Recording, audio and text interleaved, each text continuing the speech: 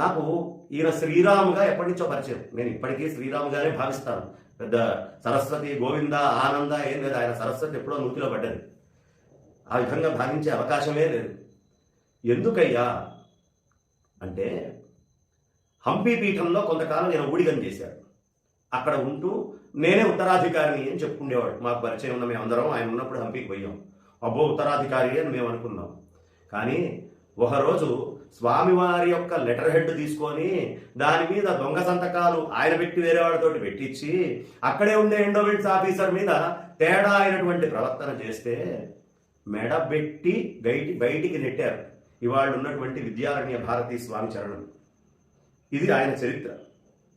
అంటే ఫ్రాడ్ చేయటం అనేది, తప్పుడు వ్యవహారాలు చేయటం అనేది ఆయనకి ఇవాళ కొత్తగా వచ్చినటువంటిది కాదు, లోపల నుంచి ఉంది. తర్వాత ఏం చేశాడండి, శృంగేరి వెళ్ళాడు. వెళ్ళిన వాడు శృంగేరిలో ఏమన్నా సక్రమంగా నాయన 4 శాస్త్రం ముక్కలు నేర్చుకో, కాస్త ఏదో అది ఇది తిను అని ఆ కాకి ఎంగిలి మెతుకులు తిన్నది చూడండి. అట్లా ఏదో అక్కడ ఉన్న దాంట్లో 4 ముక్కలు అక్కడి నుంచి నేర్చుకున్నాడు. ఏ శాస్త్రసభలో కూర్చునేటువంటి స్థాయి కాదు, శాస్త్రసభలో చర్చ చేసేటటువంటి శక్తి లేదు.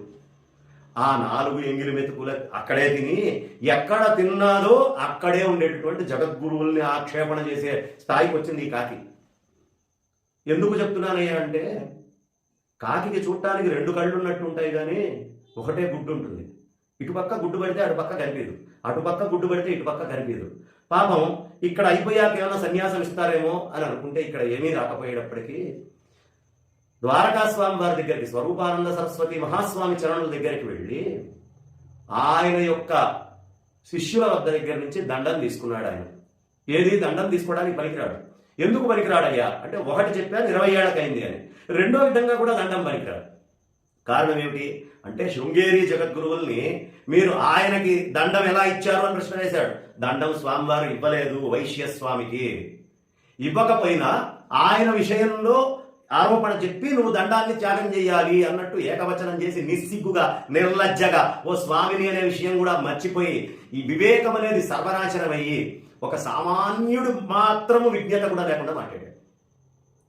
మాట్లాడిన వాడు ఏం చేశాడండి, వెళ్ళి అక్కడ సన్యాసం తీసుకున్నాడు కదా, అవిముక్తానందేశ్వర సరస్వతికి, అవిముక్తానంద సరస్వతికి మీరు సన్యాసం ఎట్లా ఇస్తారు అని ఆ రోజు ప్రశ్న చేయదా వాడు గురువుగారు బతికుండగా. తెలివిగలవాడైతే ఆ రోజే గురువుగారు మీరు కూడా దండం వదిలిపెట్టాలండి, అవిముక్తానందకి ఎట్లా ఇచ్చారని అడుగుండేవాడు కదా. గురువు గారికే దండం పనికి రాదు, ఈయన లెక్క ప్రకారం ఉన్నప్పుడు ఈయన దండం అవుతుందా? ఈ విధంగా కూడా సన్యాసం అనేటటువంటిది లేదు. గురుధిక్కారం చేసినటువంటి జన్మ చాలా దారుణమైంది. దానికి శంకరాచార్యుల వారి చరిత్రే మనకి కనిపించేది. ఏమిటయ్యా అంటే కుమారుల భట్టు అనేటటువంటి ఆయన ధర్మ రక్షణ కోసం గురుధిక్కారం చేశాను ఊక పొట్టులో తగలబెట్టుకున్నాడు శరీరాన్ని. గురుధిక్కారం చేస్తే దానికి ఏమిటయ్యా అంటే ఊక పొట్టులో ఒకటేసారి కాల్చుకొని తెచ్చుకోవడం కాదు, కొద్దిగా ఊక కాలుతుంటే శరీర త్యాగం చెయ్యాలి. అలాంటిది ఏ గురువు దగ్గర చదువుకున్నావో ఆ గురువునే ధిక్కరించినటువంటి నువ్వు, జగద్గురువులనే ధిక్కరించినటువంటి నువ్వు దేనికి అర్హుడివో నీకు నువ్వు తెలుసుకో. ఏదైనా మాట్లాడే ముందు ఒళ్ళు దగ్గర పెట్టుకొని సోయలో ఉంచుకొని నా స్థాయి ఏమిటి అని తెలుసుకొని మాట్లాడాలి. అది లేదు, ఫ్రాడ్. మనం ఇంతకు ముందే చూసాం. ఇటు పక్క చూస్తే అటు కనిపించదు, అటు చూస్తే ఇటు కనిపించదు. ఏం చేసావయ్యా, నీ గురువుని నువ్వు పనికి మాలిన వాడు అన్నావు. అవిముక్తానంద సరస్వతికి సన్యాసం ఇచ్చింది ఎవరు? స్వరూపానంద సరస్వతి స్వామి వారు. నీ లెక్క ప్రకారం ఆయన దండం పనికిరాదు. ఇప్పుడు ఏం చేస్తావు? ఆయనే రాసిపెట్టి ఆయనే చెయ్యమని అంత్యక్రియల సమయంలో కూడా అక్కడ ఉన్నాడు, ఆయనతోటే అంట్లగాగుతూ తిరిగావు నువ్వు.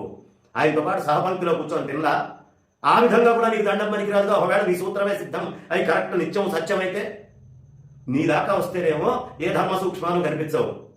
జగద్గురువులు అనేటటువంటి స్థాయి వచ్చేటప్పటికి మాత్రం మూదంతా అష్టవంకరలు తిరుగుతుంది. ఇష్టం వచ్చినట్టు మాట్లాడటానికి, నిర్లజ్జగా నిస్సిగ్గుగా మాట్లాడటానికి.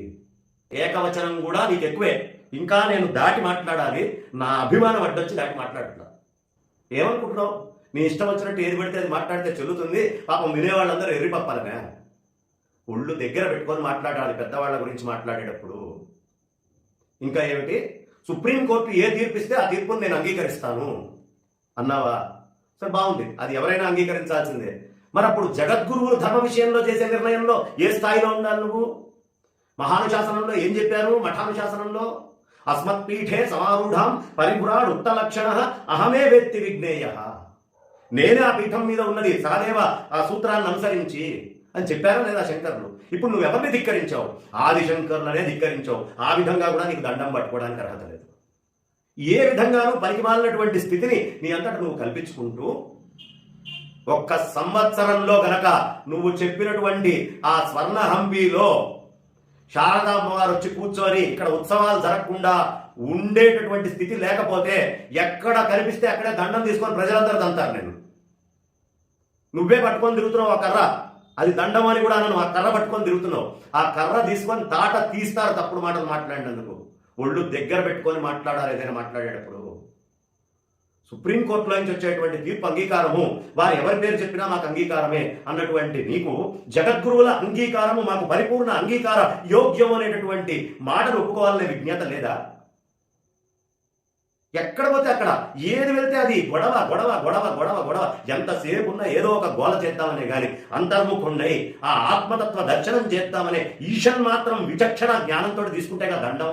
అధికారం కోసం తీసుకున్నావు దండం. నాకు ఇప్పుడు అనిపిస్తోంది నా మనసుకి, బహుశా ఆ విముక్తానంద సరస్వతి స్వామి వారి పీఠం మీద నేను కూర్చోవాలనే దురద దుగ్ధతోటి ఈ పరిపాలన మాటలన్నీ మాట్లాడుతున్నాడు ఈ గోవిందానంద సరస్వతి అని. శిష్యులు ఎవరు చూస్తూ ఊరుకోరు, ఊరికినే కూర్చోరు. నువ్వు మాట్లాడుతోంది చాలా తప్పుడు మాట. ఆకాశం మీద ఉమ్మేస్తున్నావు, నీ మొహం మీద వచ్చి అది పరిపూర్ణంగా పడుతుంది. కాబట్టి ఎప్పుడైనా జీవితాన్ని ధర్మబద్ధంగా శాస్త్రబద్ధంగా 100 మాటలు నువ్వు మాట్లాడేవే, ఆ కింద గురిగింజకుండే కింద నలపుని చూసుకో. అప్పుడు మన పరిస్థితి ఏంటి అనేది మనకు అర్థం అవుతుంది. ఆ తర్వాత పెద్దవాళ్ళ గురించి మాట్లాడచ్చు. ఇప్పుడు నువ్వు స్వర్ణ హంపి పీఠం అని ఆ హంపి స్వామి వారు మెడబట్టి ఎళ్ళగొడితే తీసుకొచ్చుకొని ఒక పీఠం పెట్టుకున్నావు కదా. దీనికి సమాధానము నాకు అక్కడే పాపం తెనాలి రామకృష్ణుడని అక్కడే పుట్టింది ఈ కథ. ఇప్పుడు నేను చెప్పేటటువంటిది ప్రగడరాన్ నరసుడు అనేటటువంటి ఒక కవి వచ్చాడు. నేను పెద్దవాళ్ల వాటిల్లో అన్ని తప్పులు పట్టుకుంటాను, నేను చెప్పింది ఎవడు రాయలేడు అని చెబితే అరక్షణంలో అతన్ని ఓడగొట్టి అక్కడ ఒక అద్భుతమైనటువంటి పద్యం తెనాలి రామకృష్ణుడు చెప్తాడు. తెలియనివన్నీ తప్పులని దిట్టతనాన సభాంతరంబున పలుకగరాదురోరి పలుమారులు పిశాచపు పాడేగట్ట, నీ పలికిన నోట దుమ్మువడ భావ్యమెరుంగవే పెద్దలైన వారల నిరసింతువా, ప్రగడరాన్ నరస విరస తుస బుస అని అక్కడ తిట్టాడు పెద్దవాళ్ళని. భవిష్యత్తులో నిరసించే వాళ్ళు వస్తారు అని చెప్పి అక్కడ ఆయన చెప్పినటువంటి పద్యము బహుశా ఆ రోజు కూడా సరిపోయిందో లేదో సక్రమంగా సరిపోయేటటువంటి విధానం ఈ రోజు కనిపిస్తోంది వాడున్న సమాజంలో. ఇది అందరికీ అర్థం కావాలి. జగద్గురువుల గురించి వంకబెట్టే స్థాయి మీది కాదు, నీది కాదు, అయ్యే అవకాశము లేదు. ఏదో తెలుసో తెలియకో నువ్వు కాకపోయినా కాషాయం వేసుకున్నావు కాబట్టి కాస్త అంతర్లీనమై ఆ ఆత్మతత్వ దర్శనం చేసే పనిలో ఉండు. శంకరాచార్యులు వారు ఏనాడో చెప్పారు, జటిలో ఉండీలుంచితకేశ కాషాయాంబర బహుకృత వేష పశ్యన్నపిచ అపశ్యతి మూఢో ఉదర నిమిత్తో బహుకృత వేష. కడుపు నింపుకోవడానికి వేసే వేషంలాగా ఉంది. పశ్యన్నపిచ అపశ్యతి మూఢో. కాబట్టి భజగోవిందం భజగోవిందం అని రోజు అనుకుంటూ హృషికేశ హృషికేశ అని నారాయణ నారాయణ అని తలుచుకుంటే కనీసం ఏదో ఒకనాడు కొద్దో గొప్ప విజ్ఞానం రాకుండా ఉండదు. ఆ మూఢస్థితి నుంచి దాటి జగద్గురువుల్ని వంకబెట్టి వాళ్ళ మీద ఛాలెంజ్లు విసిరే ముందు ఇవాళ జనం నిన్ను ప్రశ్నిస్తున్నారు, ఎలా నువ్వు సన్యాసిగా రుజువు చేసుకో. ముందు మన బతుకు మనం రుజువు చేసుకుంటే పక్క వాళ్ళని వంకబెట్టే అవకాశం ఉంటుంది. కాబట్టి మన బతుకు ఏంటి అనేది తెలుసుకొని మిగతా విషయాలని మనం మాట్లాడదామని. ఇక్కడతోటి ఇది ఆగదు, ఇంకా ముందరికి వెళ్తుంది. ఈ ప్రతి ప్రశ్నకి ఇవాళ నేను చెప్పిన దాంట్లో సమాధానం ఉంది, అర్థం చేసుకోగలిగితే. లేకపోతే కనీసం ఇది తెలుసుకోనైనా సిగ్గు శరం తెచ్చుకొని ఆ సిగ్గు శరంతో బతుకుతావు అనే ఉద్దేశంతో నేను ఈ విషయాన్ని చెప్తున్నాను. సిగ్గు శరం రెండు వదిలిపెట్టి తిరగకుండా కాస్త వాటిని ఉంచుకొని ఏదో తీసుకున్నావు కాబట్టి ఆత్మతత్వ విచారణ చేసుకో. ఇది నేను నీకు ఇచ్చేటటువంటి సలహా అని చెప్తూ జగద్గురువుల యొక్క ఆ విషయంలో నేను వారి పదపద్మాలకి సాష్టాంగ ప్రణామాలు చేస్తూ భారతీ తీర్థస్వామి వారికి విధుశేఖర భారతి మహాస్వామి చరణులకి చేస్తూ నా వాణికి నేను విరామాన్ని ఇస్తున్నాను. స్వస్తి.